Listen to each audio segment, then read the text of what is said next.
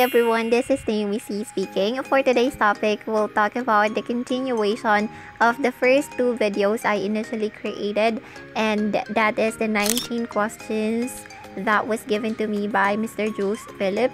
So as you can see, this is going to be part 3 of this video. So I'll give you questions 11 up until 15. So without further ado, let's begin.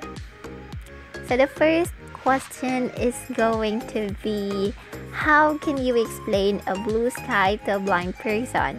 So I believe I already created a video about this, but of course I will answer it just one more time.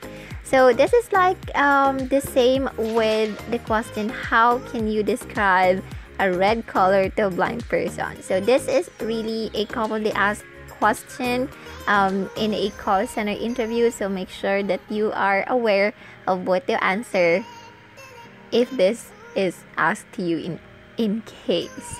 So yes, as always, I'll give you helpful tips on how you can nail this question. So of course, we know for sure that this is an out-of-the-box type of question, so we need to be creative with our answer. And again, since the person is visually impaired, think of the other sense or senses that you can use to describe the sky. Again, it's not just the sense of sight. We also have 4 more senses that we can use to describe what's the color, or how you can explain the color blue to a red person. To a blind person. I'm sorry. Okay, so I'll give you answers to that question, by the way. And if this answer of mine is not that good, then of course you can create your own answer. You can suggest what's the best answer, or you can comment down below. Feel free to comment down your answer below, and our viewers will be able to see and read those as well. Probably you might be able to help someone else, right? So my answer is, I can describe the sky to a blind person by taking him by the seaside. I'll let him touch the cold sea water and tell him that its color is blue, just like the sky. He'll then imagine the sky based on how he felt when he touched the sea water. So if that makes sense, that would be my answer. So the next question is gonna be, if you will be given a superpower, what will it be and why? Okay, so I believe I wasn't asked by this question when I was interviewed. However, when we are in our training days already, we are asked by this kind of questions, like beauty pageant type of questions. And of course, I'll be giving you helpful tips to nail this question. So, yep, there is no such thing as right or wrong answer to this question. So feel free to answer whatever you like. But it should be something that is still related to the job that you're trying to enter. Don't just say something random. It should always be related to a job, or to the job that you're trying to enter. So of course, there's no such thing as right or wrong answer, and basically the reason why the interviewer is asking you this question is because they would like to gauge how fast you can come up with an answer to an unusual question. So in a workplace, there are times when there are unexpected challenges that we will be encountering, or we might be able to face problems that we haven't expected.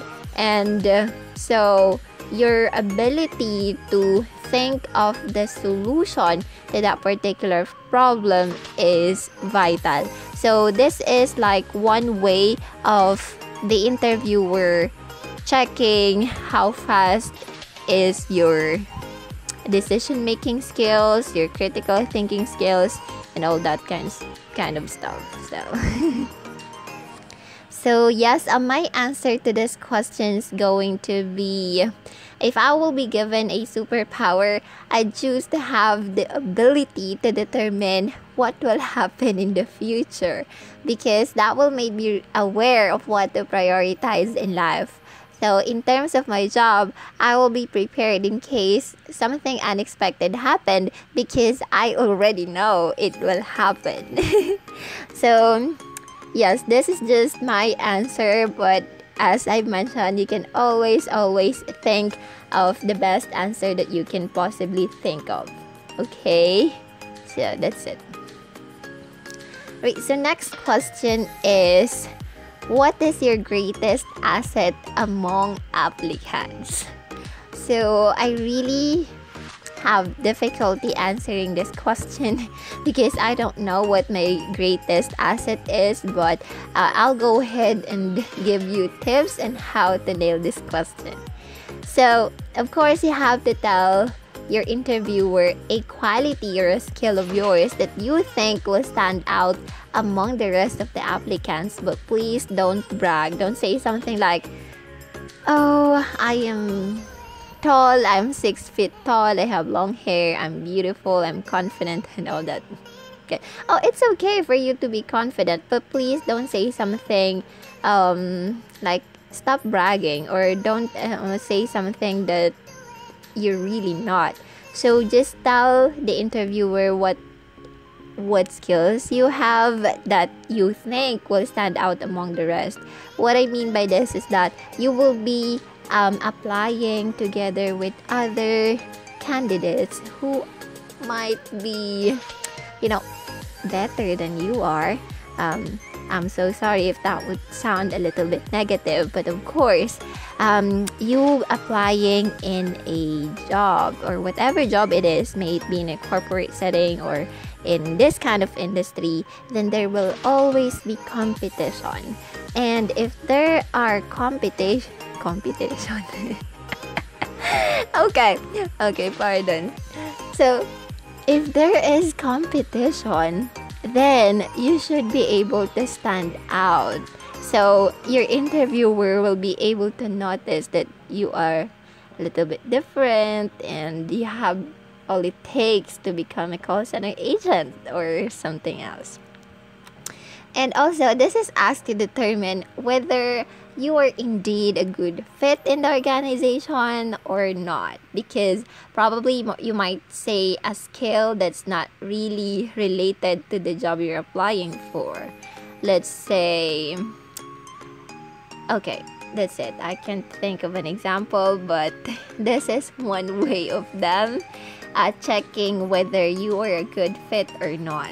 So let me give you my answer to this question. Probably you'll have an idea with it. So my greatest asset is my soft skills. I am able to interact effectively with other people.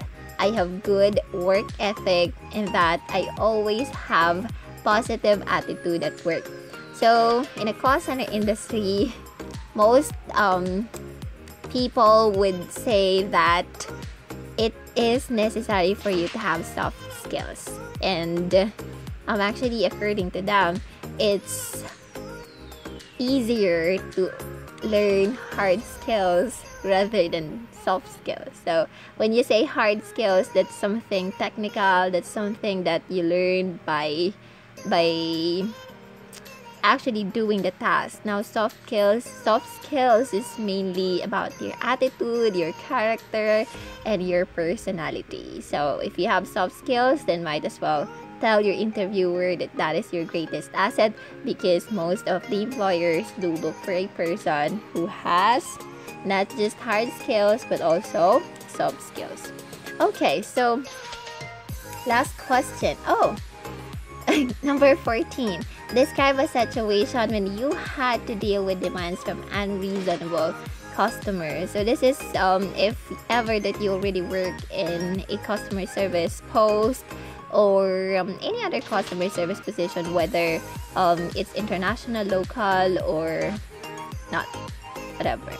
So this is for applicants who already have job experience, but if you don't, then you can skip to number 15.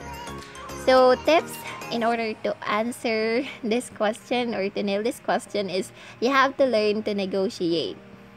Okay, because if they're being unreasonable, you have to negotiate with them. It's kind of hard to negotiate with those, especially if they are close-minded and they don't listen to what you're saying.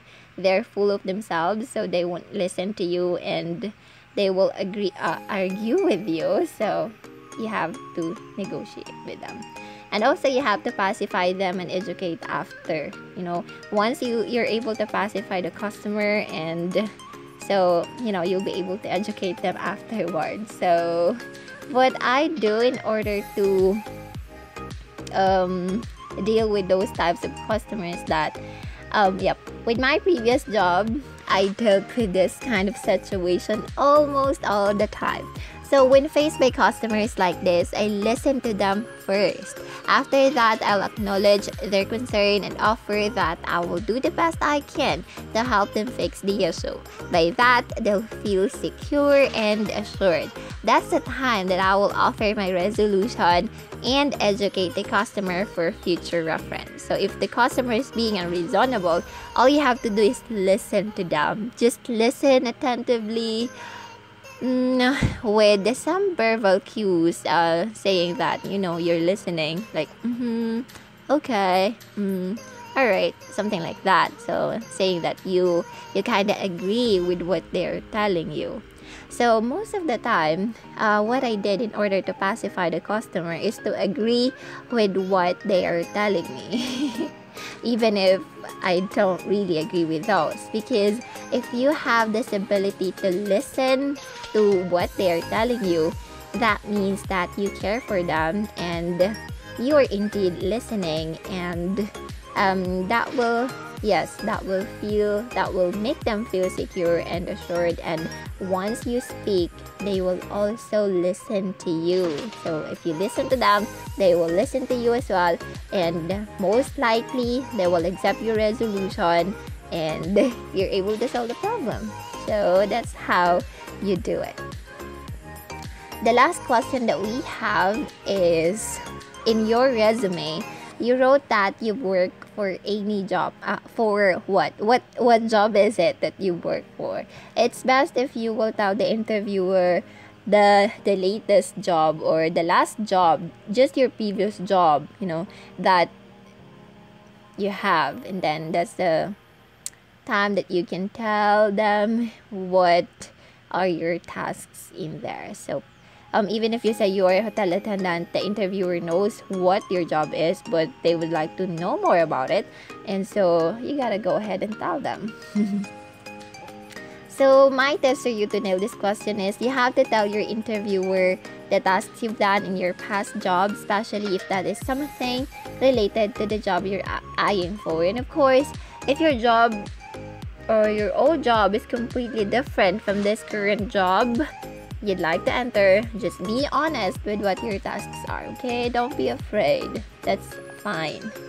So my answer or sample answer to this question is, I worked as a hotel attendant, for example, for over a year.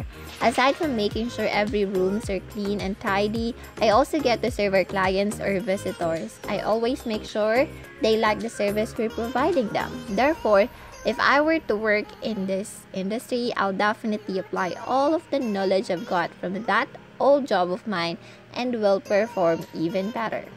Okay, another answer is, I worked as a sales engineer before applying in this industry.